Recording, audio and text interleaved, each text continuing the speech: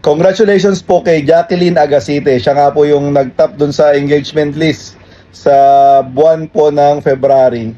So ayan, bali yung i-clear ko lang po, yung pinost po namin kahapon na mga pictures yung apat. Pinakita ko lang po yun para maging transparent po, no, kasi para wala po magtampo kasi baka may magtampo.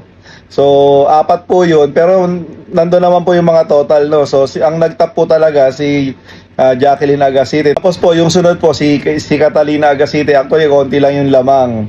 Then sumunod si Agusta Lawag, tapos pang-apat po yung si Carmen Manzano. So ayun po, hindi po yun apat yung nanalo kasi kawawa naman kami. So isa lang po yung nanalo doon, si Jacqueline Agasite lang po. Siya po yung nag-top talaga. So siya po yung na-share namin ng blessings, no, yung hinatid po ni Papa Sani doon sa kanila. So yun lang po, kiniklear ko lang po para maayos, no. Sa isang buwan po, isa lang po talaga muna sa ngayon. Medyo less pa nga po kasi yung income namin sa Facebook. So yun pa lang po yung kaya namin talaga. Tapos dito din po kasi sa Jeddah, nagbibigay din po kami ng every week isa.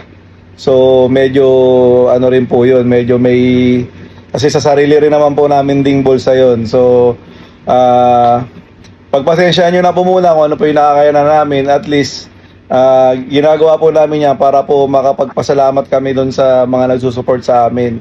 So kahit po sa simpleng bagay po na yan, ibabalik po namin yung mga support na pinapakita nyo po sa amin. Malay nyo po, dadating din yung time, pag lumaki-laki pa po yung income namin sa Facebook, di mas marami pa tayong masyashare ng mga blessings. So yun lang po. Salamat. Bye.